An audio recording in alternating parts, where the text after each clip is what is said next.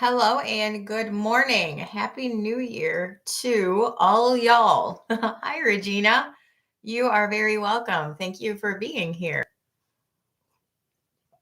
So, I'm not going to spend a great deal of time recapping. In fact, almost none at all. But we have gone through Exodus 12 so far because we're starting in Exodus 13 in this video. And I already know that I'm going to stop in chapter 18 because I want to start chapter 19 and beyond with the giving of the law on Sinai in a separate video. So this video will go through chapters 13 through 18. I already know that. But what I did, because I set up, if you guys have had an opportunity to view the first video, which I hope you started from the beginning, I mentioned that there are three numbers specifically in view in this book: 70, 40, and 7. And this helps us understand the overlay of world history, which is established by Exodus and Joshua. When we get to other videos, further chapters, I will bring in that chart to show you exactly what I'm talking about if you are unfamiliar with it. But if you are not familiar with it, I would say it's easy to get familiar with it. In the link below my videos on my academia page, I have a chart called Biblical Events Overlaying World History. And there's actually a different chart which has only that on it. So let me actually bring that up real quick. Well, no, because it's not time to do that yet. In the next video, when it becomes relevant, I will bring it up and I'll show you guys how the 70, 40, and 7 are central to like the overview of world history. But I just was sitting here at my desk preparing to do this, and I went through and I counted the number of times 70, 40, and 7 appear in the book of Exodus. The number 70 is there 4 times, the number 40 is there 7 times, and the number 7 or 7th is there approximately 29 times.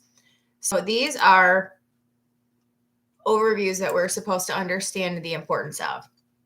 Good morning, Callie. Happy New Year. So without further ado, I am just going to start in Exodus 13. And where we ended off in Exodus 12 was with the commandments given to future people who would be able to partake of the Passover. It would be of Israel, the strangers within Israel, but the specific guideline that was given in order to partake of the Passover was circumcision of the flesh. Before Moses could even go deal with Israel, he and Aaron, when he had been in Midian doing his shepherd stuff for his dad-in-law, before he could even go to Egypt to minister to Israel, he had to be circumcised according to the law. Well, it's going to be written into the law, but as a seed of Abraham, which was given in Genesis 17 as a statute to be kept by them. This is my covenant which ye shall keep, me and you and thy seed after you, every man child among you shall be circumcised. You shall circumcise the flesh of your foreskin. It shall be a token of the covenant betwixt me and you. He that is 8 days old shall be circumcised among you. So that's why God almost killed Moses before that was done, because it was a requirement of the Abrahamic covenant. So that's one of the things that's going to be written into the law, and it's heavily talked about in Exodus 12 regarding the ability to partake of the Passover. Now, I actually wrote about this in, I alluded to this, I said in one of my books, because I couldn't remember where it was, and after I ended the video last night, I went and looked it up.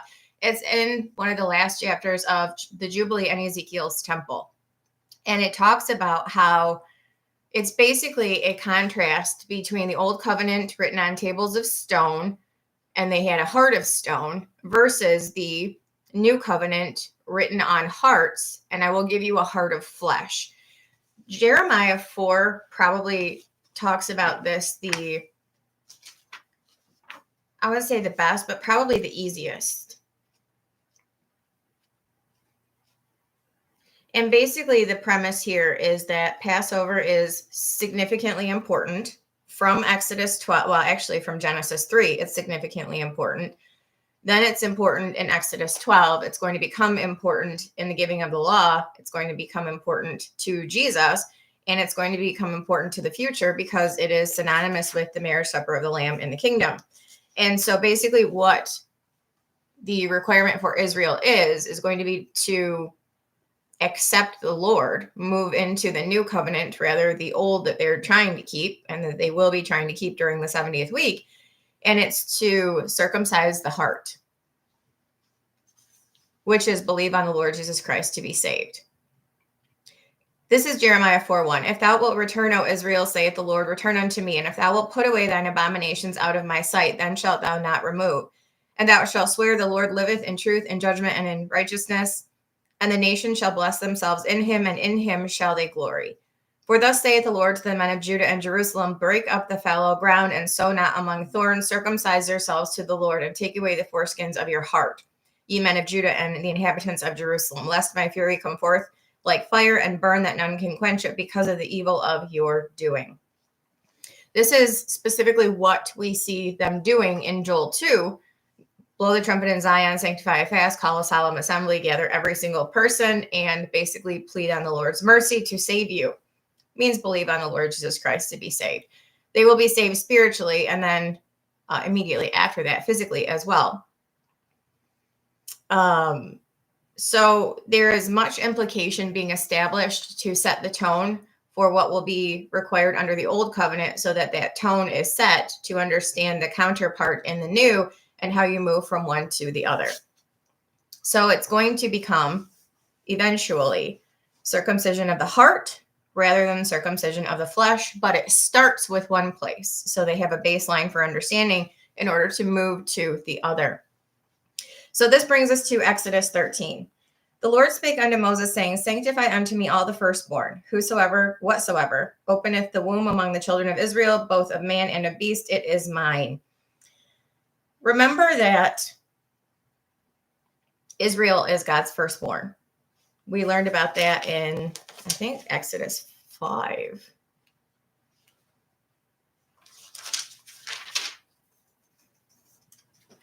Exodus 4, verse 22. Thou shalt say unto Pharaoh, thus saith the Lord, Israel is my son, even my firstborn. And I say unto thee, let my son go, that he may serve me. So the firstborn, the first fruits, the first of everything is the Lord's. Moses said unto the people, remember this day in which ye came out of Egypt, out of the house of bondage. For by strength of hand the Lord brought you out of this place. There shall be no leavened bread be eaten. Apparently I can't read. There shall no leavened bread be eaten. And this day ye came out in the month Abib. So technically what we call the month Nisan now is technically Abib. And it refers to the state of the barley. And we talked about this, understanding the time of year that they were in regarding the plague of hail. It specifically said that the barley was in the ear and the wheat had not yet come up. So you're talking about a reference to what will be the first fruits offering written into the law. Obviously hasn't been written in yet, but it would be. And that's essentially going to give you a marker for the time of year. It's not related to the first fruits of the wheat because the wheat hadn't come up yet. It was going to be related to the first fruits of the barley.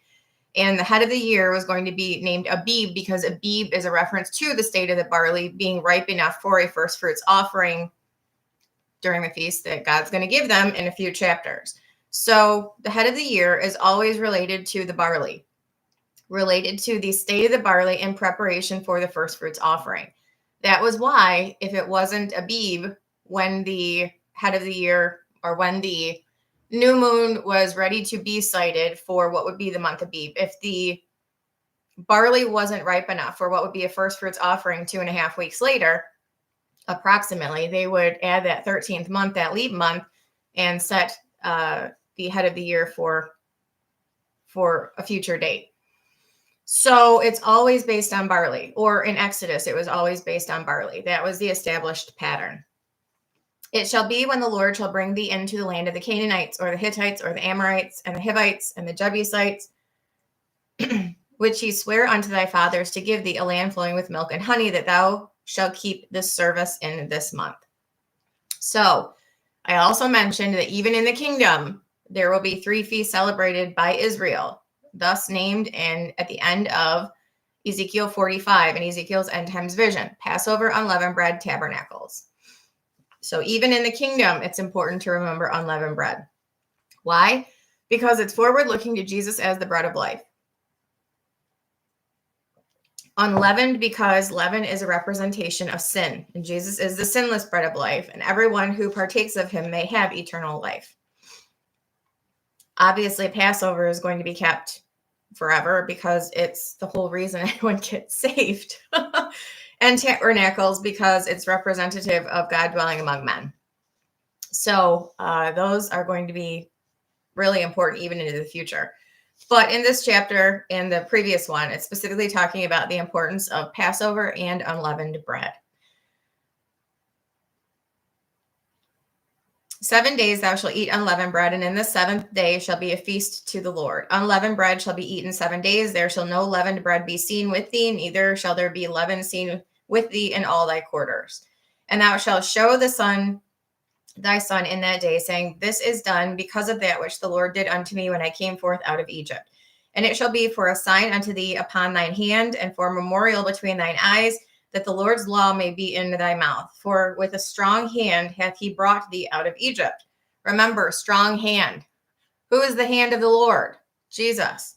The hand of God, the right hand, the arm of God. Those are all direct references to Jesus in the Old Testament. Jesus brought them out of Egypt. Thou shalt therefore keep this ordinance in his season from year to year.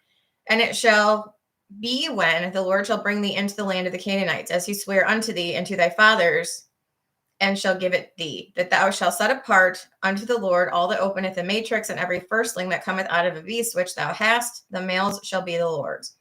So this is referencing when they shall enter the land that eventually is going to be their kingdom. The promised land given to Abram back in Genesis 12 is what this is a reference to. So the covenant promises. The Lord said unto Abram, Get thee out of thy country, from thy kindred, from thy father's house, unto a land that I will show thee. So this is all a reference to them entering their promised land. He's going to bring them out of Egypt and take them there. The reason their way was plus 40 years was because of their lack of faithfulness in certain areas. But nevertheless, the whole point was to give them that which was promised to Abraham, which was promised to Abraham, and Abram believed God, and it was accounted to him for righteousness. So this tells you, and this is explained further in, I want to say, Hebrews 3 and 4, that the admonition for people now, I mean, Hebrews, yes, but for everyone, is not to fall after the pattern of unbelief that was demonstrated by these folks in the wilderness. Wherefore today, if you will hear his voice, harden not your hearts, as in the provocation in the day of temptation in the wilderness, when your fathers tempted me, proved me, saw my works 40 years. Wherefore I was grieved with that generation, and said, They do err in their heart, they have not known my ways. So I swear in my wrath, they shall not enter into my rest. And yeah, that's what happened, because they fell in the wilderness because of their faithlessness in a specific area. So the whole point, though, was to bring them into their promised land, the promised land that was covenanted with Abram on account of faith. And when you're talking about the faithfulness versus faithlessness, you're talking about the faithfulness of Israel believing in the promised seed promised to Abraham, that he would lead them there and that they would believe on him, he would be their God.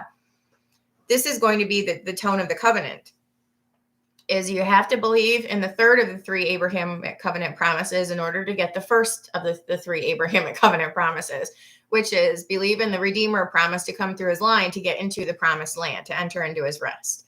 Now, obviously, as Hebrews 4 goes on to say, that those who enter the promised land in Joshua 4, if that had been their final rest, David in the Psalms 400 plus years later would not have spoken of another rest. There remaineth another rest for the people of God, which is Jesus specifically, and then secondarily, its kingdom with Jesus.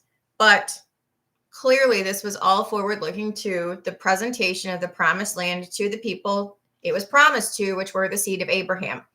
But There is a difference between natural seed and spiritual seed.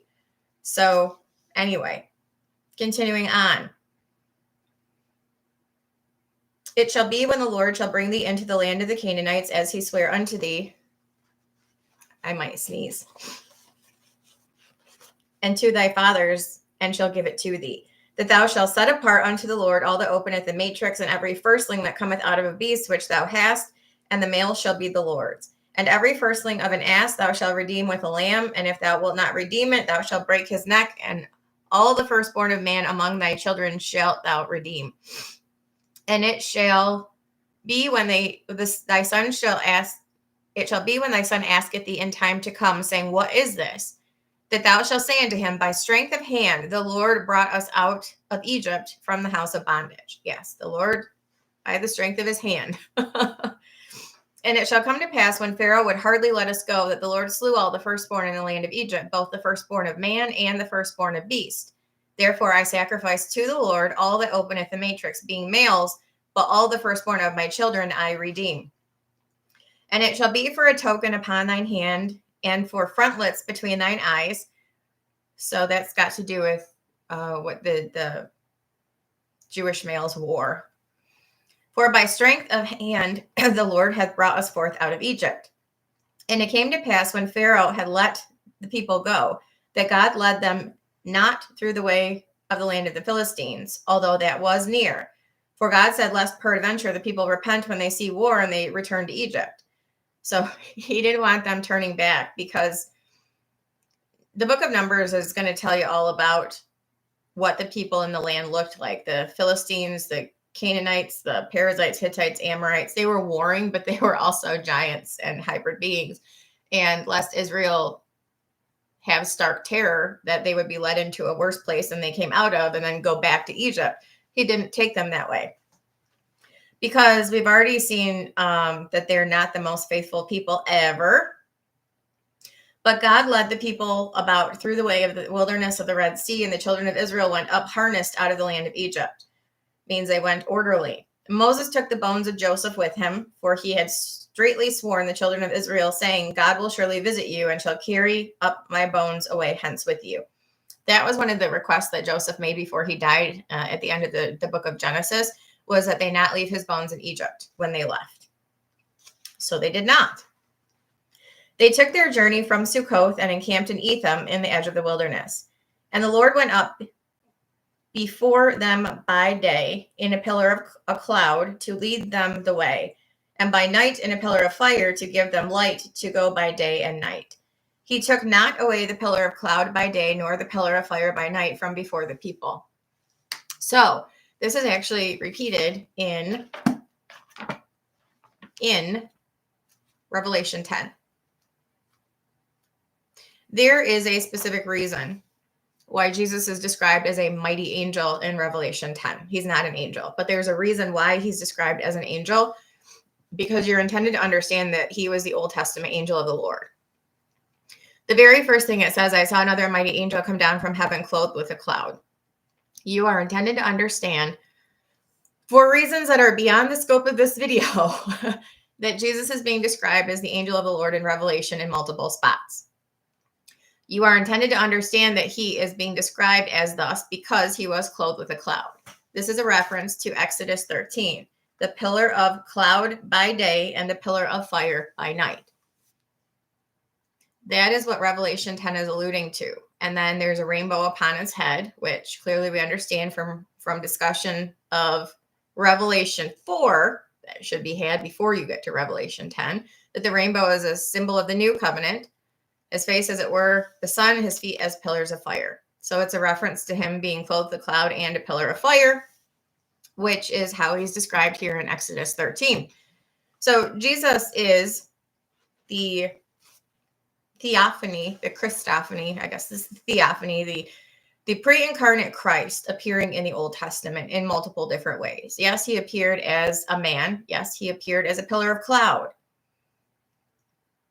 But it's a reference to Jesus nevertheless. And we should understand this because in this chapter alone, it's made several references to the hand of the Lord bringing them out of Egypt. The hand of the Lord is Jesus himself. That is an Old Testament reference. An Old Testament name for Jesus is the hand of God, the right hand, the arm, the right arm. So Jesus is leading them out of Israel, or leading them out of Egypt. Jesus is the pillar of cloud by day, the pillar of fire by night. And you see references to that in the book of Revelation. Hi, Richard and Marty. Good morning and Happy New Year to you as well. So in case anyone was unclear about that, there you go. Exodus 14. The Lord spake unto Moses, saying, Speak unto the children of Israel that they turn and encamp before Pi-hahiroth. Oh, these are not these Hebrew names. I don't know how to speak Hebrew. But anyway, that they encamp before this city between Migdol and the sea over against Baal-zephon before it shall ye encamp by the sea. Okay, so Baal-zephon is a specific mountain. I have made reference to this, and obviously the location of it would be entirely different, but I talked about this. So this is a segue that's important to end times. When you're talking about God, this is Psalm 82. God sitteth in the congregation of the mighty. He judgeth among the gods.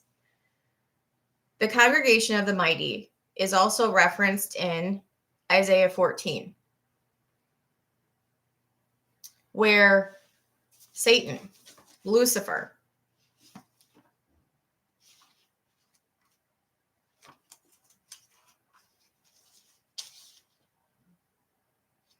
for thou hast said in thine heart, I will ascend into heaven. I will exalt my throne above the stars of God. I will also sit on the mount of the congregation in the sides of the north. North is a reference. It's the word Zephon. When you move into Ezekiel 38 and 39, where it talks about the north parts, when you move into where the army will come from against Israel. Yes, it is geographically north, but there's a reference to the north as Zephon. It's a reference to the mountain that stands against the holy mountain of God, Mount Zion. It's basically we wrestle not against flesh and blood, but against principalities, against powers, against rulers of the darkness of this world, against spiritual wickedness in high places. High places north, Zephon. It's also in Joel 2, when it talks about God dispatching the northern army that shall come against Israel. North, in specific contexts, is not talking about geographical north, although it might be also, but it's talking about Zephon, the Mount Zephon, in contrast to Mount Zion. Now, what's interesting about this is there's actually a Mount Zephon north of Israel. It's on the Turkish border with Syria. I think it's in Turkey, but it's basically like really close to the border. Like it's over by, the reason I'm bringing this up, there's a reason. It's over by the Mediterranean Sea, close to the Turkish border with Syria. And that's important to note because Baal-zephon, or Mount Zephon, that is a reference to like the god of storms. What the purpose of going through this is talking about spiritual wickedness in high places. Zephon, those who are set against God. It's the little g gods who try to get at Israel on account of the fact that they can't get at God. But God specifically had Israel camp right before Baal-zephon over in Arabia. No, it was over in Egypt before they crossed the Red Sea. You shall encamp by the sea.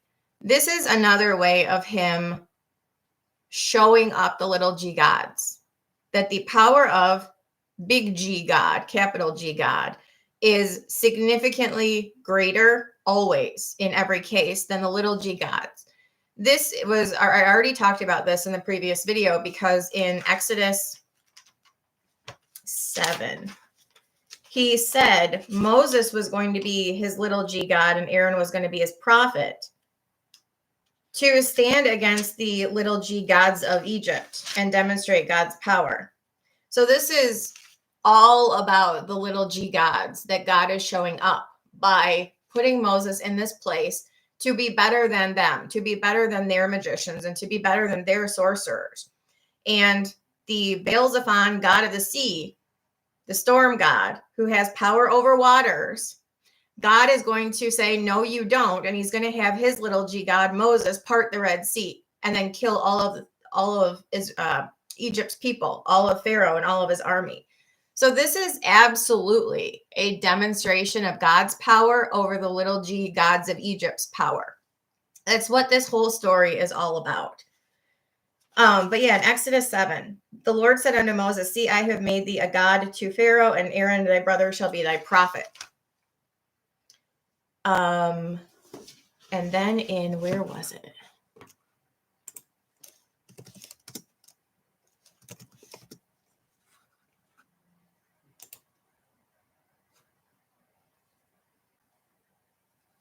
Exodus 12. I thought it was in the last chapter, but Exodus 12:12.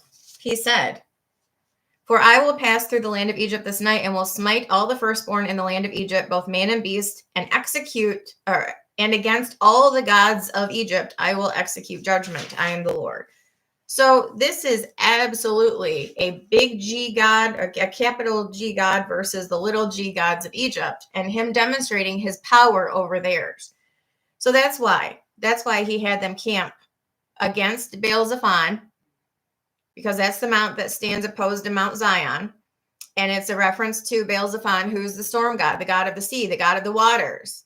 And he is going to demonstrate in no uncertain terms that no, the God of Israel is the God of the waters. He's the God of the sea. He's the God of the whole earth. So that's the importance here. For Pharaoh will say of the children of Israel, they are entangled in the land. The wilderness has shut them in. And I will harden Pharaoh's heart. He will follow after them, and I will be honored upon Pharaoh and upon all his hosts, that the Egyptians may know that I am the Lord. And they did so. And it was told the king of Egypt that the people fled, and the heart of Pharaoh and his servants was turned against the people. And they said, why have we done this, that we have let Israel go from serving us? Well, probably because he killed your firstborn and you didn't like it.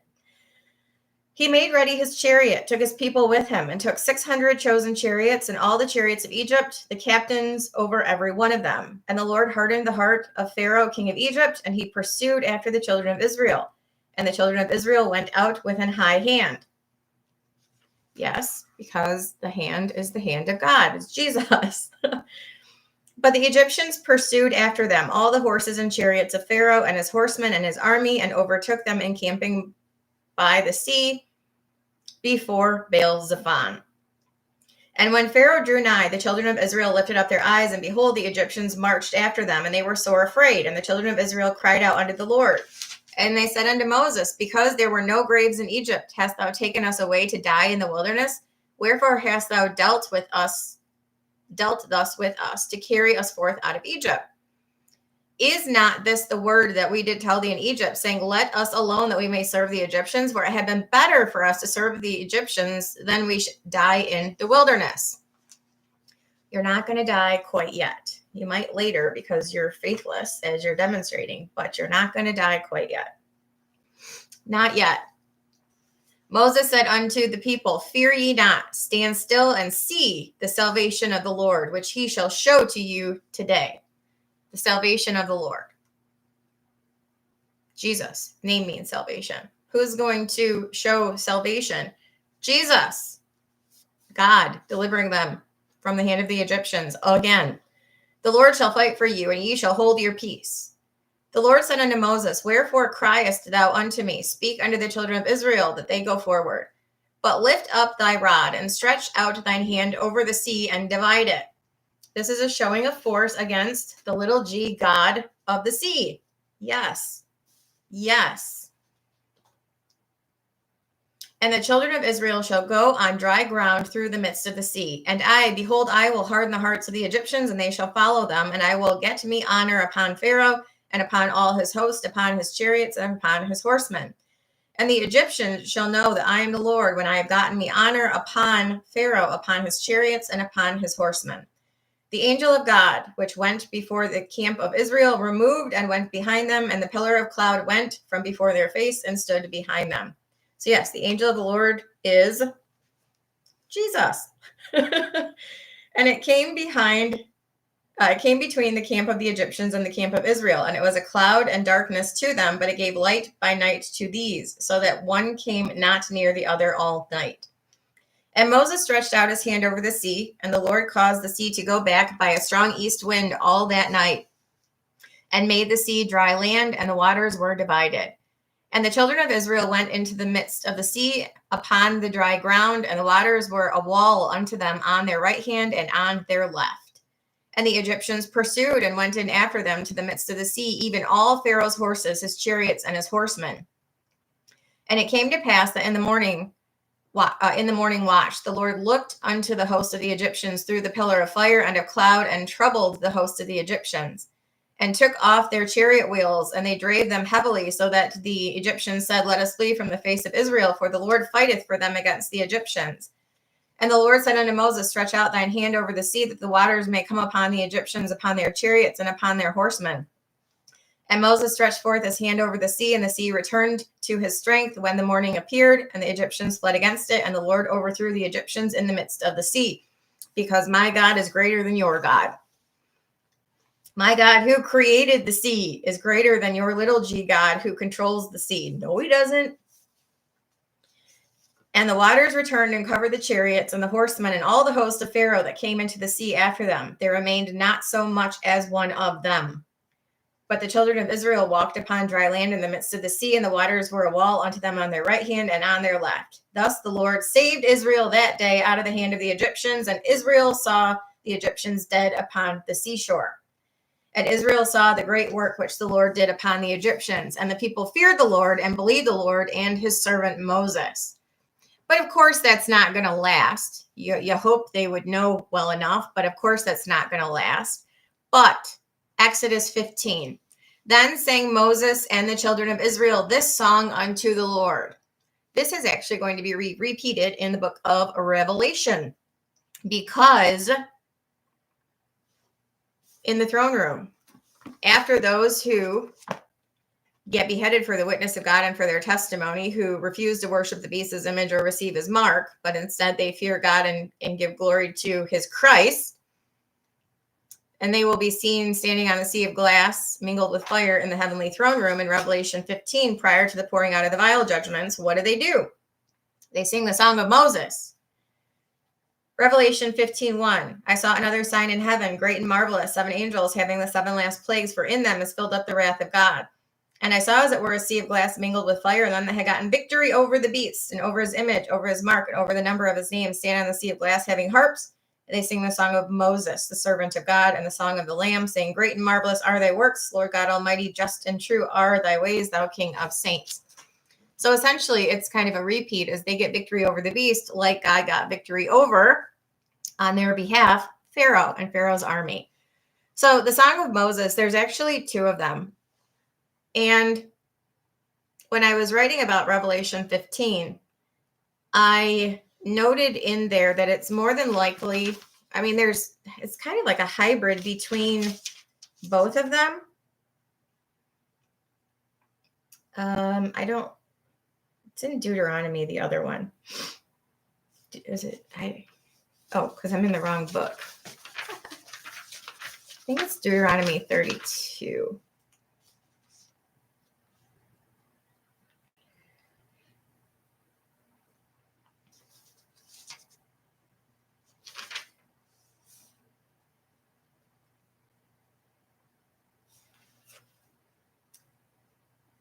Yeah, it doesn't matter. But there's actually 2 songs of Moses, one in Exodus 15 and one in Deuteronomy. And it's more than likely got parts of both of them, the one in Revelation anyway. But essentially, the type and shadow here is that Israel will get victory over the beast in the same manner that God got victory over the Pharaoh in Exodus. So anyway, here's the song of Moses. They sang, Moses and the children of Israel, this song unto the Lord, and spake, saying, I will sing unto the Lord, for he hath triumphed gloriously. The horse and his rider hath he thrown into the sea. The Lord is my strength and my song. He is become my salvation. He is my God, and I will prepare him an habitation, my father's God, and I will exalt him. The Lord is a man of war. The Lord is his name. Pharaoh's chariots and his host he hath cast into the sea. His chosen captains are also drowned in the Red Sea. The depths have covered them. They sank into the bottom as a stone. Thy right hand, O Lord, is become glorious in power. Jesus. Thy right hand, O Lord, hath dashed in pieces the enemy. Jesus. And in the greatness of thine excellency, thou hast overthrown them that rose up against thee, which sentest forth thy wrath, which consumed them as stubble. And with the blast of thy nostrils, the waters were gathered together, the floods stood upright as an heap, and the depths were congealed in the heart of the sea. The enemy said, I will pursue, I will overtake, I will divide the spoil. My lust shall be satisfied upon them. I will draw my sword, my hand shall destroy them. Thou didst blow with thy wind, the sea covered them, they sank as lead in the mighty waters. Who is like unto thee, O Lord, among the gods? The little g gods. Who is like thee, glorious in holiness, fearful in praises, doing wonders? Thou stretchest out thy right hand, the earth swallowed them. Thou in thy mercy hast led forth the people, which thou hast redeemed. Thou hast guided them in thy strength unto thy holy habitation. The people shall hear and be afraid. Sorrow shall take hold on the inhabitants of Palestina, or Philistia, where the Philistines dwell, in the land of Canaan. Then the dukes of Edom shall be amazed. The mighty men of Moab, trembling, shall take hold upon them. All the inhabitants of Canaan shall melt away. Fear and dread shall fall upon them by the greatness of thine arm. There's so many references to the arm, the hand of God. Jesus is all over this. I didn't realize that probably when I studied this before. So I'm laughing because literally Jesus is all over Exodus. Fear and dread shall fall upon them by the greatness of thine arm. They shall be as still as a stone till thy people pass over. O Lord, till the people pass over, which thou hast purchased.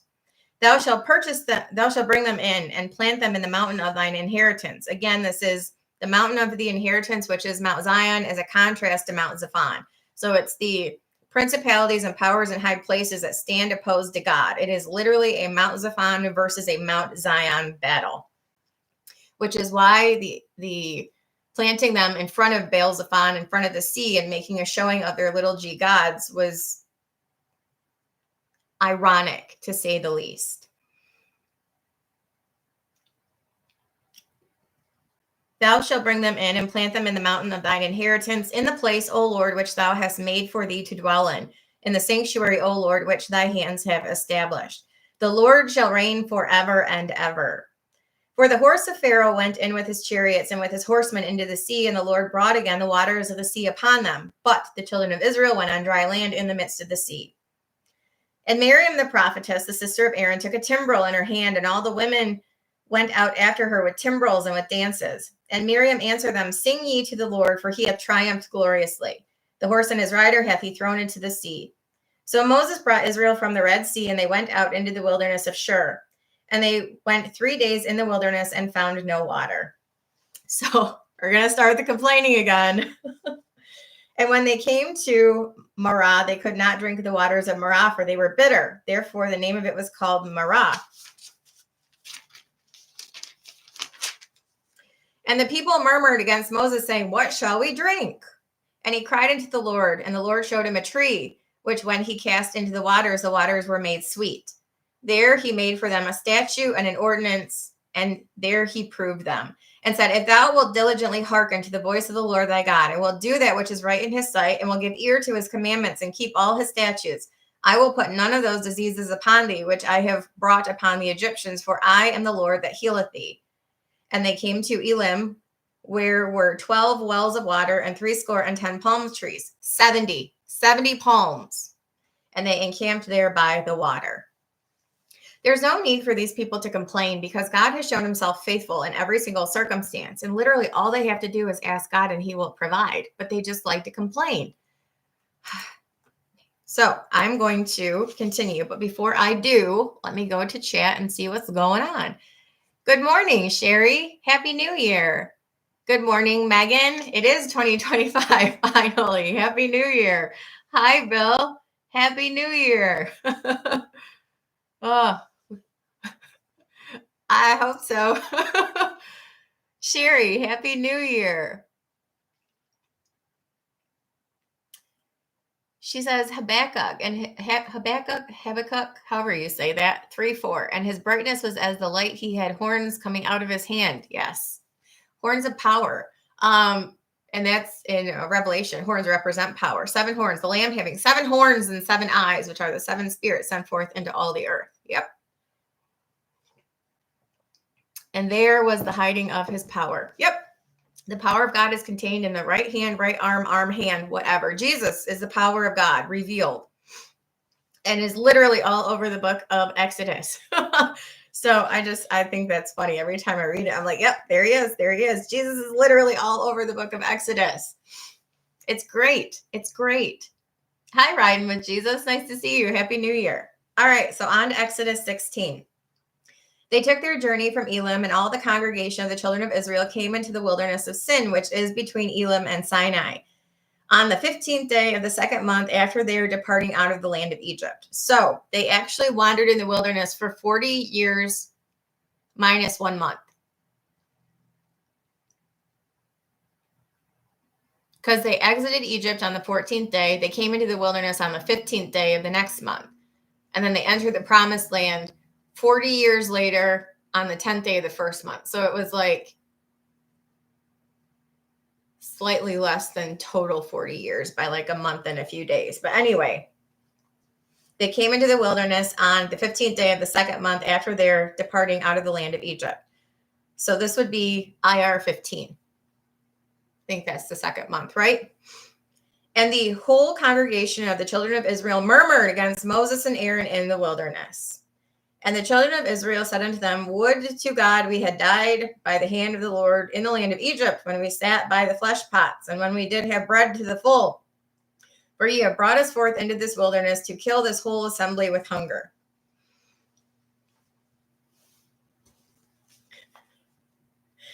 I feel like they all just need to be slapped some sense into. I mean, read this in hindsight, but honestly, like, they're the most negative people ever. Like, just sucking the life right out of the people that were with them, because they're just so terrible to listen to and so negative. Then said the Lord unto Moses, behold, I will rain bread from heaven for you, and the people shall go out and gather a certain rate every day, that I may prove them whether they will walk in my law or no. And it shall come to pass that on the 6th day they shall prepare that which they bring in, and it shall be twice as much as they gather daily, because this was in preparation for the Sabbath. No work, which means no gathering food. So they were going to gather twice as much on day 6, so that they did not gather any on day 7, but that they did not go without.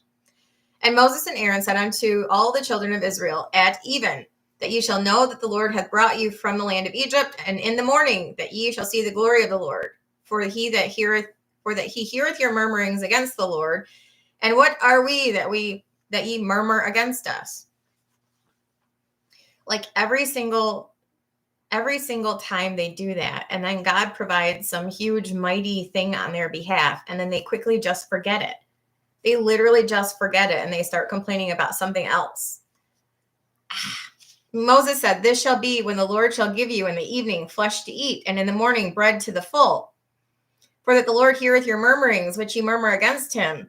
And what are we? Your murmurings are not against us, but against the Lord. So quit it. Like, shut up, people, and just be grateful and be glad and be happy and shut up.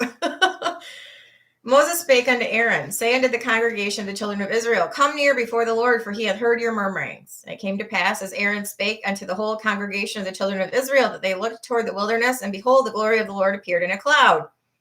Yes. Like Revelation 10, Jesus clothed with the cloud.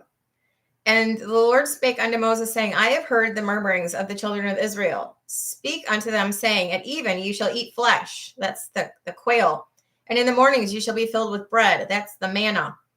And ye shall know that I am the Lord your God. It came to pass that at even the quails came up and covered the camp. And in the morning the dew lay round about the host. And when the dew that lay was gone up, behold, upon the face of the wilderness there lay a small round thing, as small as the hoarfrost on the ground. And when the children of Israel saw it, they said one to another, "This is manna," for they wist not what it was. And Moses said unto them, "This is the bread which the Lord hath given you to eat." John 6, Jesus talks about this when he comes.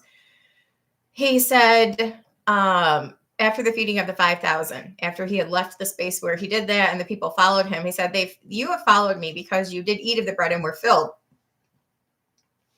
Actually, let's just read that.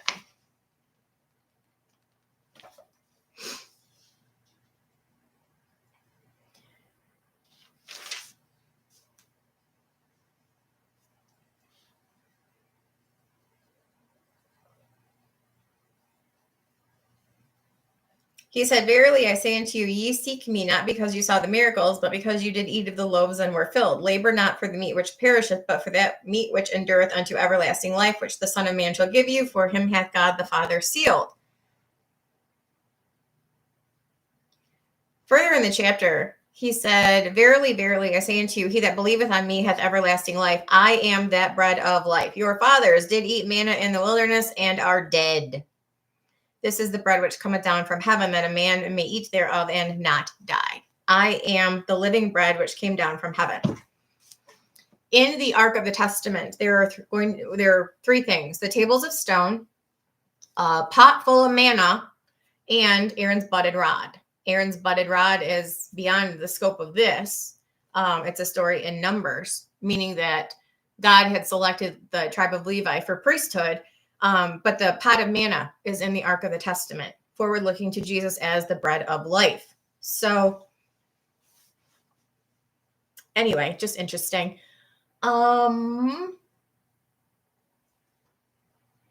This is the bread which the Lord hath given you to eat. This is the thing which the Lord hath commanded. Gather of it every man according to his eating, an omer for every man according to the number of your persons. Take ye every man for them which are in his tents. The children of Israel did so, and gathered some more, some less. And when they did meet it with an omer, he that gathered much had nothing over, and he that gathered little had no lack. They gathered every man according to his eating. So everyone was full. Nobody went without. Nobody had too much. Nobody had too little. It was perfect for everyone.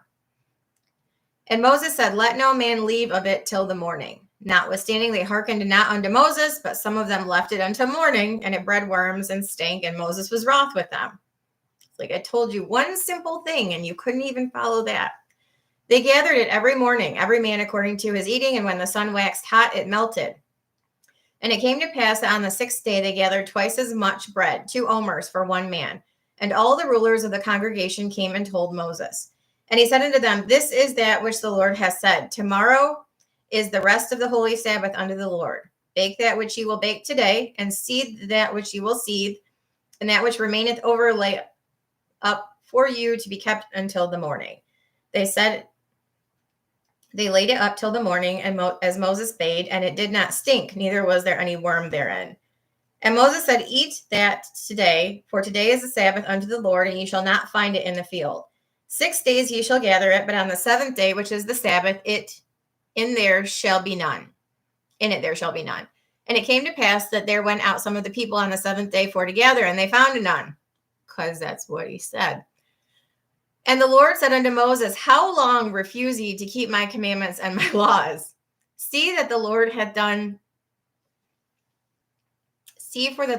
given you for the Sabbath. Therefore he giveth you on the 6th day the bread for 2 days. Abide ye every man in his place. Let no man go out of his place on the 7th day." So the people rested on the 7th day. These are the reasons why I say, and when I talked about this in the previous video, but people say that the age of law began on Sinai. It absolutely did not. It began with the Exodus and all of the laws that were given to the people to get out of Egypt, to partake of the Passover, the changing of the months, the taking to every house a lamb according to the number of souls in the house in preparation for the Passover, the laws surrounding the Passover, who could participate, who could partake of it. And then in the wilderness, before they even get to Sinai, there's laws being given. So I understand that there's a specific time and place where he said, "Bring them all here, and I'm going to do this thing in covenant with them." But he's been giving them laws all along, and they've been demonstrating how much they have the inability to follow those laws. And yet he is still going to lead them to Sinai, and yet he's still going to covenant with them, and he's still going to give them opportunities. The age of law did not begin on Sinai. It began on Passover with the Exodus in chapter 12. And then there were a whole bunch of laws that he's given to them, up to and including the Passover here, as we see. And yeah, these people can still not listen. But the people rested on the seventh day. The house of Israel called the name thereof manna, and it was like a coriander seed, white, and the taste was like wafers made with honey. Moses said, "This is the thing which the Lord commanded. Fill an omer of it to be kept for your generations, that they may see the bread wherewith I have fed you in the wilderness, when I brought you forth from the land of Egypt." And Moses said unto Aaron, "Take a pot, put an omer full of manna therein, and lay it up before the Lord to be kept for your generations." Hence, it was in the Ark of the Covenant. And the children of Israel did eat manna 40 years, until they came into the land inhabited. They did eat manna until they came unto the borders of the land of Canaan. Now an omer is the 10th part of an ephah. And so this would be Joshua 4. They came up out of the Jordan on the 10th day of the first month and camped in Gilgal on the east border of Jericho. Then they circumcised all the males who had not been circumcised while they were wandering in the desert 40 years in order to partake of the Passover 4 days later. And then the next day, the manna from heaven ceased. That's Joshua 4 and 5. So that is when they stopped eating manna, was in Joshua 5. Exodus 17. And all the congregation of the children of Israel journeyed from the wilderness of Sin after their journeys according to the commandment of the Lord, and pitched in Rephidim. And there was no water for the people to drink. So they're going to complain again, right? Yes. Wherefore did the people chide with Moses and say, "Give us water that we may drink." And Moses said unto them, "Why chide ye with me? Wherefore do you tempt the Lord?" Just make a simple request. The Lord knows what you have need of. Just ask. You don't need to get on people's cases when you just ask. The people thirsted there for water, and the people murmured against Moses and said, "Wherefore is it that thou hast brought us out of Egypt to kill us and our children and our cattle with thirst?" Drama. Moses cried unto the Lord, saying, "What shall I do unto this people? They be almost ready to stone me." The Lord said unto Moses, "Go on before the people, and take with thee of the elders of Israel, and thy rod wherewith thou smotest the river, take it in thine hand and go. Behold, I will stand before thee there upon the rock in Horeb, and thou shalt smite the rock, and there shall come water out of it, that the people may drink." And Moses did so in the sight of the elders of Israel. And he called the name of the place Massah and Meribah, because the chiding of the children of Israel, and because they tempted the Lord, saying, "Is the Lord among us or not?" Then came Amalek and fought with Israel in Rephidim.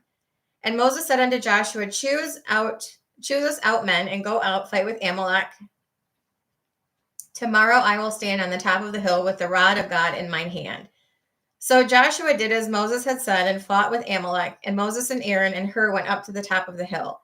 And it came to pass, when Moses held up his hand, that Israel prevailed. And when he let down his hand, Amalek prevailed. But Moses' hands were heavy.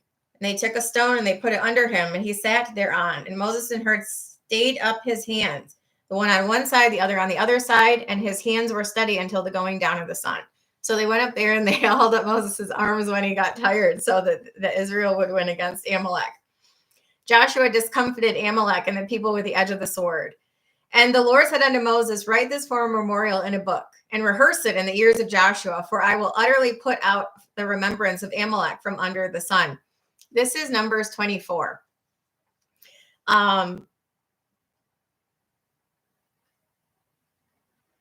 Yeah, I won't go down that road, but it's in Numbers 24 that Jesus himself is going to destroy Amalek. Moab, Ammon, and Amalek are going to die by the hand of Jesus himself at the second coming. Moses built an altar and called the name of it Jehovah Nissi, which is "the Lord is my banner." For he said, "Because the Lord has sworn that, the Lord will have war with Amalek from generation to generation." Chapter 18, and then we're going to end here. Hi, Sherry J. Welcome. Happy New Year. Hi, Antonio. I'm not sure if I've seen your name before. Hello and welcome. Happy New Year.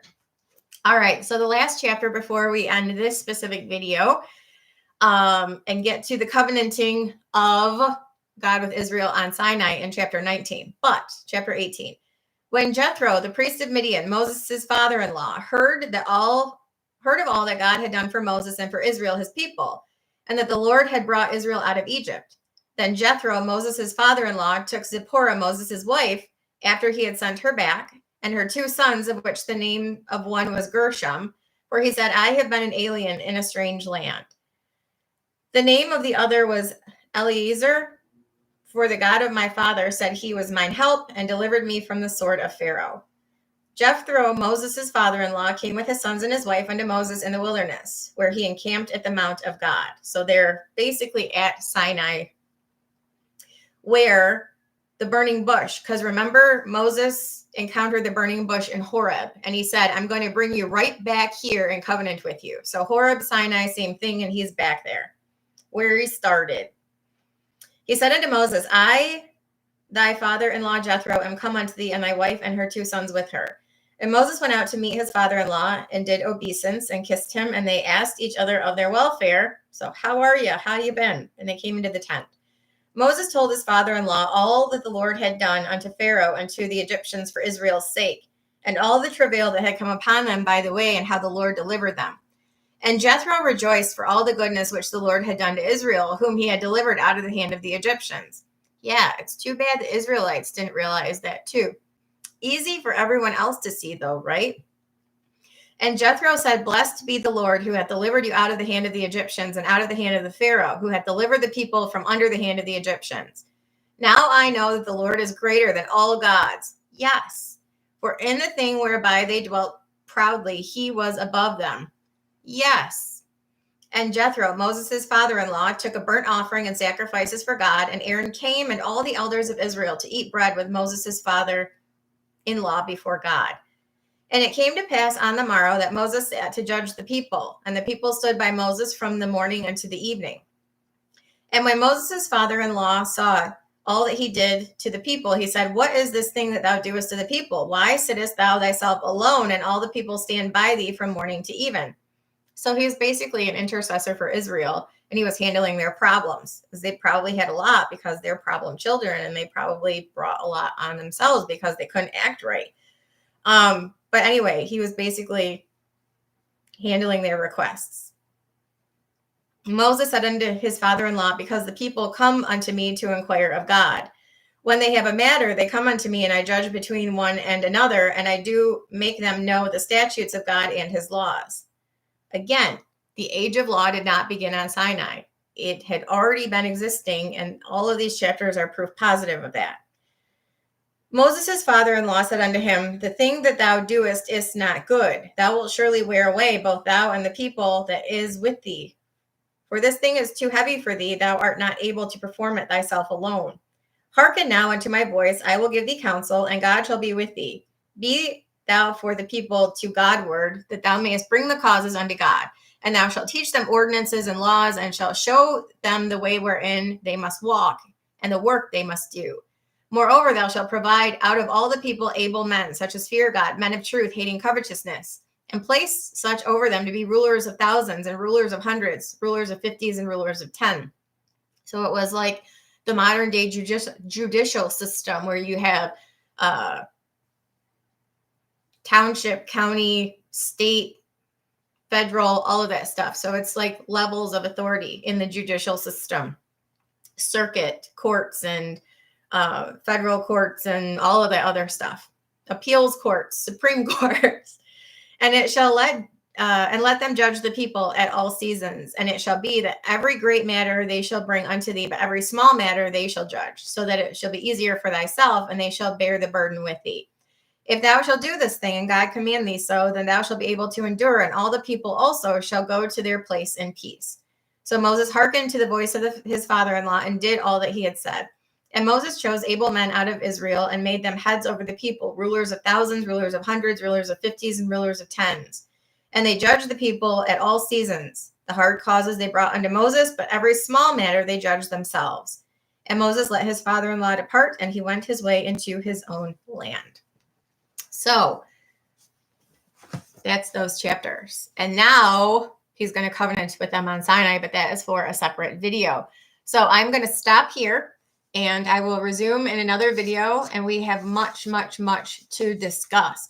When we reconvene, I will bring out my little chart to show the importance of 70, 40, and 7. But specifically, we're looking at periods of 40 in this next set of chapters that we're going to go through. So in the meantime, if you have any questions, let me know. Otherwise, I hope to see you back soon. Happy New Year, everybody.